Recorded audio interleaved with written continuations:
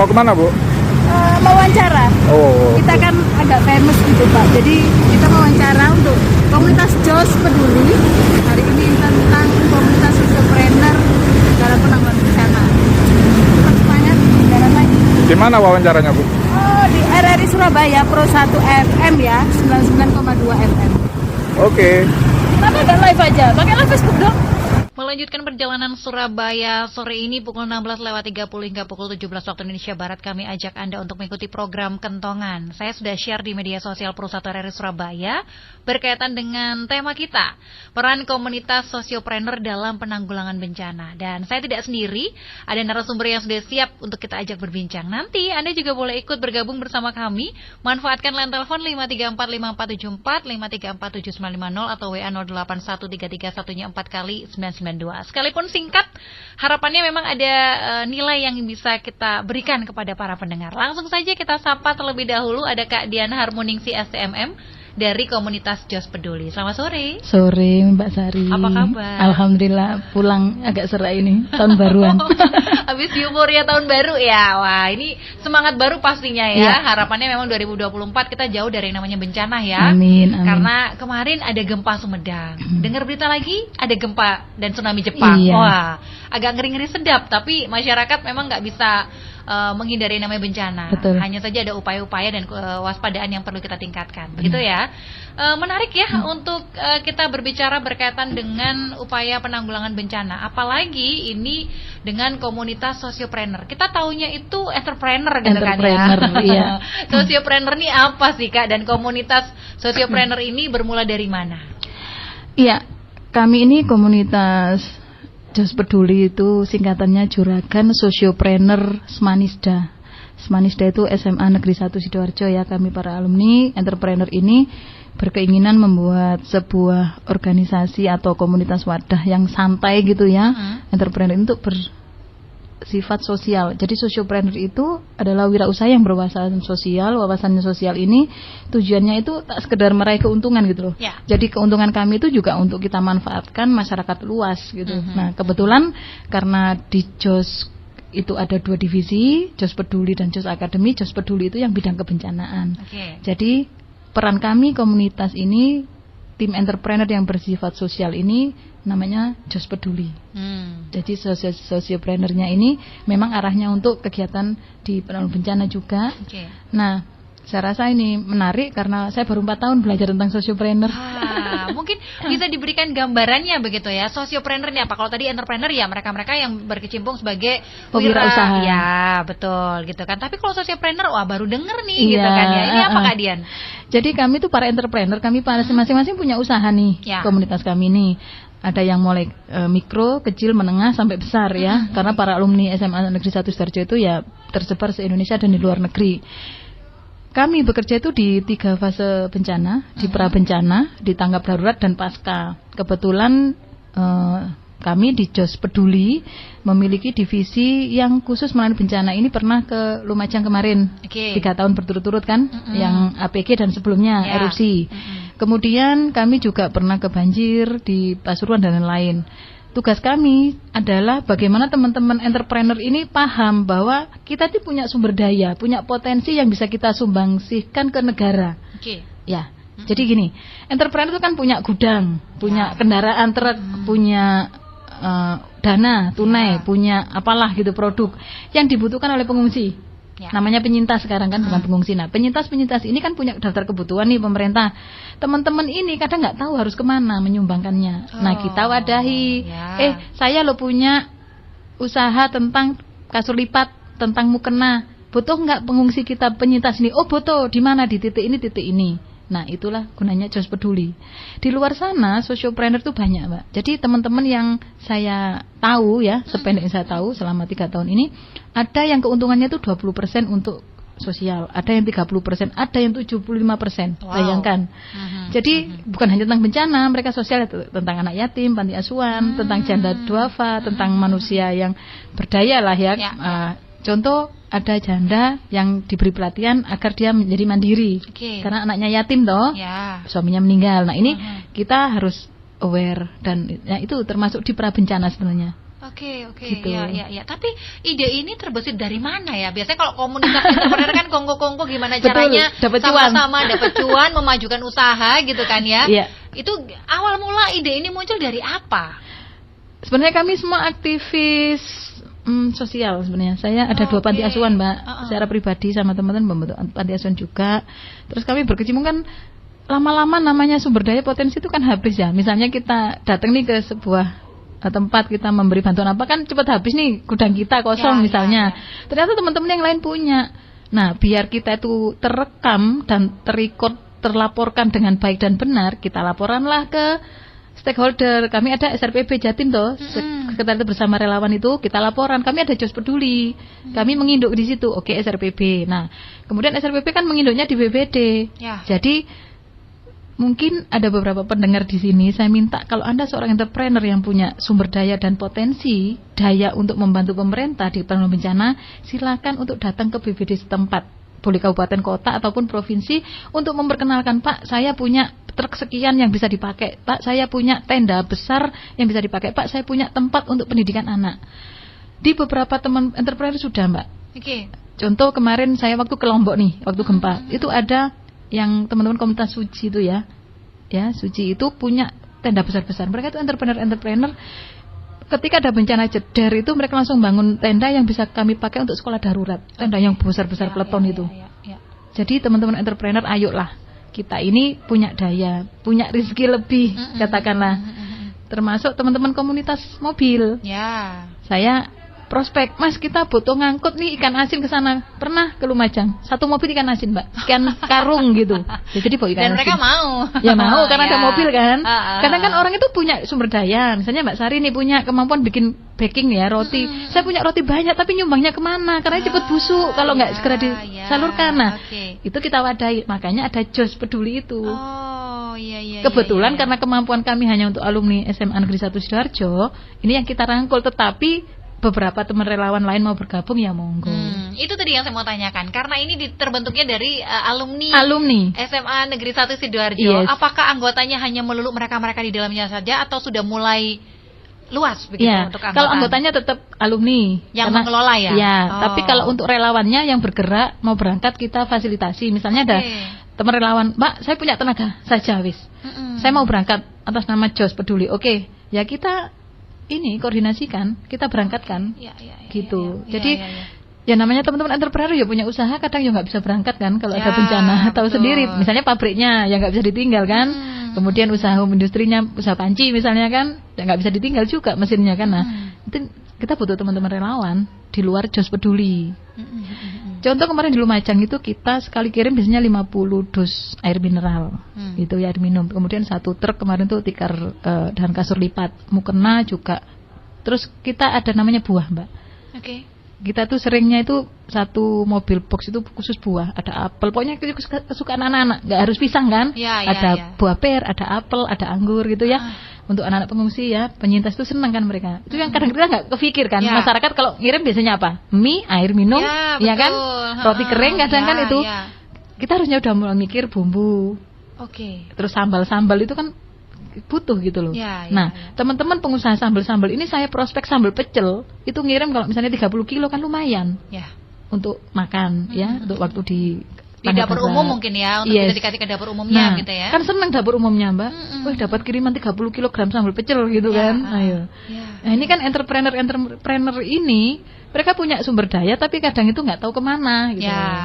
Baik. Karena memang sejatinya masyarakat itu atau katakanlah manusia itu punya sisi-sisi atau jiwa-jiwa sosial ya. Betul. Mau kita ini berduit banyak ataupun pas-pasan tapi jiwa itu ada gitu kan ya. Harapannya memang semua orang bisa saling membantu, saling support, dan ini yang dimunculkan sama teman-teman alumni SMA Negeri 1 Sidoarjo melalui yang komunitas ini sosiopreneur ini tadi ya. Ya rata-rata memang mereka pengusaha gitu ya. Tapi tadi kan dikatakan kalau misalnya usahanya kecil gitu tapi pengen bantu. Nah, ini gimana dong kalian? Ya tetap kita terima. Jadi di dunia kebencanaan, Mbak, kita itu ada namanya berusaha memanusiakan manusia mulai melek mata sampai tidur. Tutup mata tidur ya. Contoh, kita bangun tidur butuh apa sih? Air bersih. Teman-teman tuh, saya punya usaha plumbing misalnya, pipa. Ya kan bisa kita mintain pipa. Oke. Ya kan? Iya. Misalnya saya cuman punya kuli bangunan 5 orang yang bisa saya berangkatkan sebagai relawan. Kita butuh orang-orang yang ngerti tentang membuat saluran air. Ya, kita rela Mbak Sari sama saya aja nggak ngerti loh, ya toh, gimana caranya membuat pipa itu lancar. Nah, ini kuli, katakanlah kulinya teman-teman entrepreneur. Nah, terus misalnya saya pengusaha asbes, saya punyanya asbes 50 lembar, ya tetap kita terima. Buat dapur umum, biar nggak kehujanan, buat posko, buat apa gitu kan. Nah, sebenarnya semua aspek kehidupan manusia itu dibutuhkan di kegiatan tanggap darurat bencana itu. Nah, kita ngomong tentang prabencana di JOS. Kami di JOS Peduli ada namanya JOS Academy, itu pelatihan, Mbak. Bagaimana caranya orang-orang itu tidak kena bencana sosial. Yang paling utama adalah setelah pandemi itu apa? Ekonomi kan? Betul. Nah, JOS Academy itu membuat, kebetulan saya kepala sekolahnya, istilahnya koordinator JOS Academy, membuat pelatihan khusus untuk ibu-ibu menaikkan omset dari rumah. Mereka bekerja dari rumah sambil ngomong anak. Ya, katakanlah suaminya kena PHK nih, ya kan, akibat pandemi, atau meninggal kena COVID, atau karena sesuatu hal akhirnya nggak bisa produktif gitu kan, ya sakit misalnya. Nah, ini yang kita tolong, Mbak. Jadi makanya sekarang itu kita harus melihatnya itu dari kacamata yang luas, bukan hanya tentang bencana itu pas jeder Semeru, erupsi atau banjir. Bener. Karena lingkup bencana seperti kita bicarakan sebenarnya luas ya. Iya. Nggak melulu yang berkaitan dengan alam. Iya. Ya? Non alam juga ada. Itu dia. Dan jiwa-jiwa sosial memang udah harus ditubuhkan, satu diantaranya melalui teman-teman komunitas sosiopreneur. Ini dibentuknya mulai kapan nih Kak Dian? Kami embrionya sejak 2019, tapi kami sudah ada 2021. Jadi kami memang baru 2 tahun secara resmi bersama ini. Embrionya tapi sudah lama ya, karena kami kan alumni itu kan bersaudara, apalagi sesama pengusaha, dan serunya kami itu saling melengkapi kebutuhan masing-masing nih. Misalnya pengusaha ini mau ngirim barang, siapa dong di sini yang usaha kargo gitu? Oh saya gitu. Jadi kami itu satu alumni nih guyup, Mbak. Ada yang mau bangun rumah, ada teman yang khusus jualan kayak depo bangunan gitu ya. Aku jualan asbes, aku jualan galvalum apa, semen, keramik. Kami saling membantu. Jadi uang kami perputarannya sekitar itu aja. Gitu. Kerennya di situ sih kalau menurut saya, yang itu lingkup kecil kami ya di dalam. Misalnya nih, anakku nggak bisa ngomong di depan umum. Siapa yang jadi biasanya punya tim mentor public speaking gitu, biar kayak Mbak Sari gitu ngomongnya enak. Kan harus ada sekolah toh. Nah, teman saya yang mentor, saya ada gitu. Saya mau keluar negeri nih, gimana caranya lulus di Konjen gitu kan, visanya ke Amerika. Saya ada pengalaman. Jadi kami saling ini. Ada linknya ya, ada jaringannya yang dibangun kuat gitu ya. Dan itu akhirnya melalui komunitas ini bisa saling berbagi itu tadi ya, menolong sesama yang di luar. Tapi sejak tahun 2021, sekalipun embrionya tadi 2019. 2021 udah mulai aktif dengan komunitas sosiopreneur gitu kan ya. Ini kegiatan-kegiatannya apa aja dan sudah terjun membantu ke wilayah mana saja berkaitan dengan bencana? Iya. Kalau JOS Peduli kami ini kebanyakan kemarin di Lumajang karena yang sering ya. Terus banjir di Pasuruan juga, kemudian longsor di beberapa titik di Jawa Timur ya. Kemudian kayak di Pandaan kemarin itu juga ada banjir. Nah, kemudian banjir bandang juga. Nah, yang beberapa teman itu juga berangkat ke titik-titik di Jawa Timur. Jawa Timur kan sering ya Mbak Sari ya. Tahu sendiri kita ini memang paling lengkap di Jawa Timur ini. 14 ancaman. Ya, betul. Udah harus siaga. Jadi fokus teman-teman dari komunitas sosiopreneur masih seputaran Jawa Timur dulu? Iya. Kalau yang luar pulau kami titipkan ke SRPB Jatim. Kita nggak berangkat sendiri karena kami pengusaha ya, terbatas Mbak. Juga ya, berkaitan dengan waktu, tenaga dan lain sebagainya. Yang penting support-supportnya itu ada gitu kan ya. Baik, tapi pengalaman apa yang Kak Dian misalnya dapat ya? Pernah terjun langsung pastinya dong ya ke beberapa wilayah bencana, termasuk pendampingan bagi mereka-mereka yang mengalami bencana non alam itu tadi. Betul. Apa pendapatnya Kak Dian? Ternyata masyarakat kita itu senang dengan bantuan sekecil apapun, Mbak.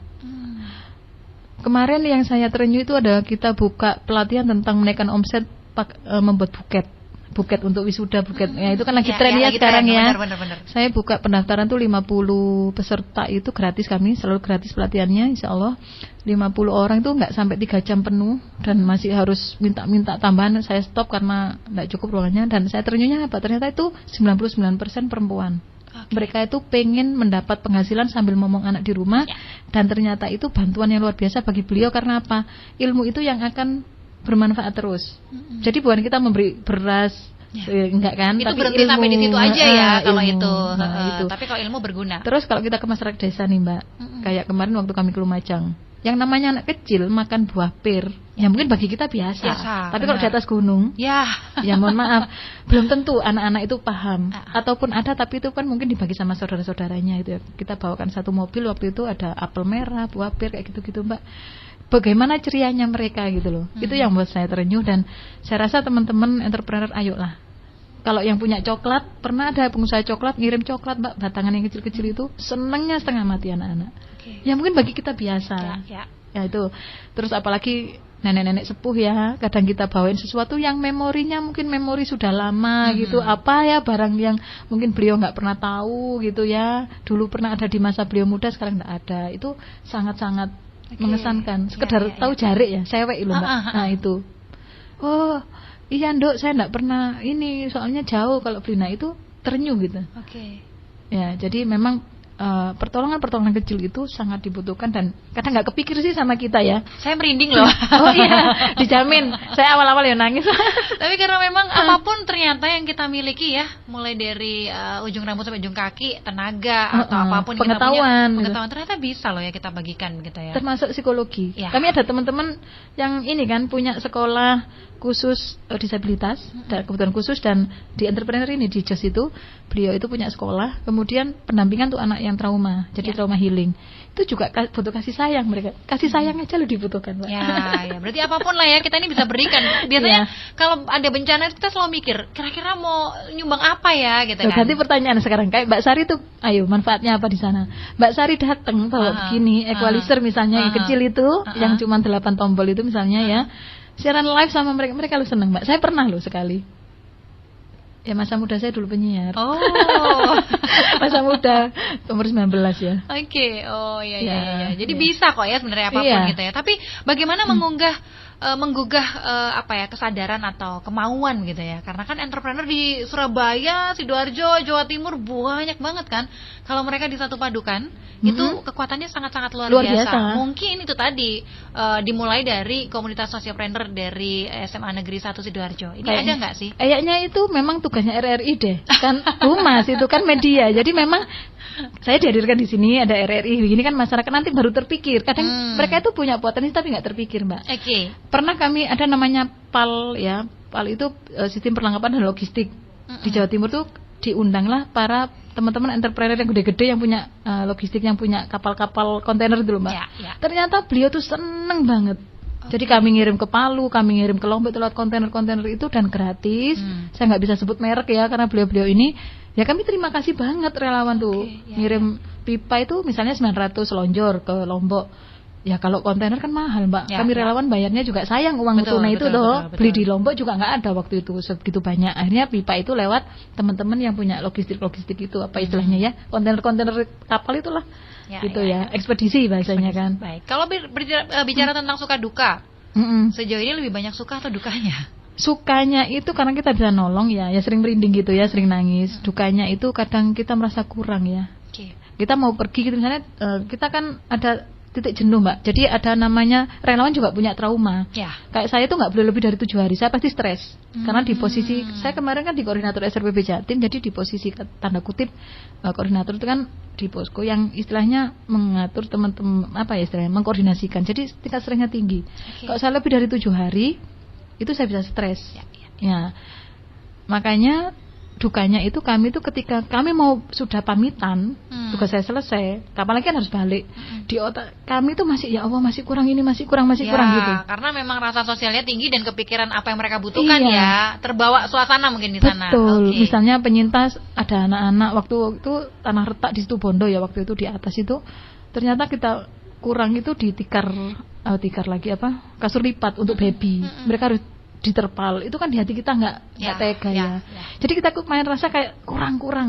Itu dukanya. Kita memposisikan diri kita kalau misalnya di situ, wah pasti nggak nyaman banget gitu ya. Apa yang bisa kita lakukan untuk mereka gitu. Apalagi itu baby ya. Anak bayi. Baik, luar biasa. Semoga dengan obrolan kita di kesempatan sore hari ini menggugah begitu banyak teman-teman pengusaha ya, entrepreneur untuk bisa gabung. Nah ini base campnya di mana sebenarnya? Kami ada di namanya Sawung Galing Sport Center. Itu salah satu senior kami, Pak Yanto itu mempersilahkan, beliau punya sport center, beliau pendiri Sparta Club, mungkin pernah dengar, voli pantai dan voli indoor itu, beliau legenda ya, seorang legenda voli di Indonesia. luas banget untuk kami base camp di Sekardangan Sidoarjo, Jalan Pecantingan nomor 27 Sekardangan Sidoarjo, dan kami selalu terbuka untuk kegiatan-kegiatan. Oke. Baik. Jadi nggak menutup kemungkinan kalau misalnya ada relawan atau teman-teman entrepreneur lain yang ingin gabung gitu ya, Iya, di bawah atau naungan diskusi lah kita ya, Just gitu. Peduli gitu ya, mungkin bisa sama-sama gabung untuk bisa menyampaikan bantuannya mungkin, atau sekedar Betul.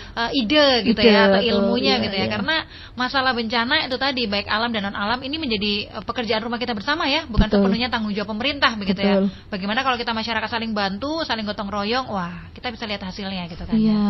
Oke, baik. Karena waktunya terbatas ya, menarik sebenarnya ya. Mungkin di lain kesempatan nanti kita akan Siap. perbincangkan hal ini lagi. Tapi apa yang mau disampaikan Kak Dian kepada pendengar? Mungkin juga ada teman-teman pengusaha yang lagi simak obrolan kita. Saya merinding dulu. Harapan saya pribadi sih sebagai seorang pelaku ya di Sociopreneur ini, di Just Peduli, ayolah teman-teman entrepreneur dimanapun Anda berada, pendengar RRI Surabaya ini, kita yang jemput bola, kita yang menawarkan apa yang bisa kita bantu. Potensi apa yang kita punya sebagai entrepreneur, ayo kita sisihkan untuk teman-teman yang sedang berjuang di sana. Meskipun kita tidak secara tenaga, tetapi minimal sumber daya potensi kita itu bisa membantu. Dan kita bisa bergotong royong tadi menjadi manusia-manusia Indonesia yang saling menyayangi gitu.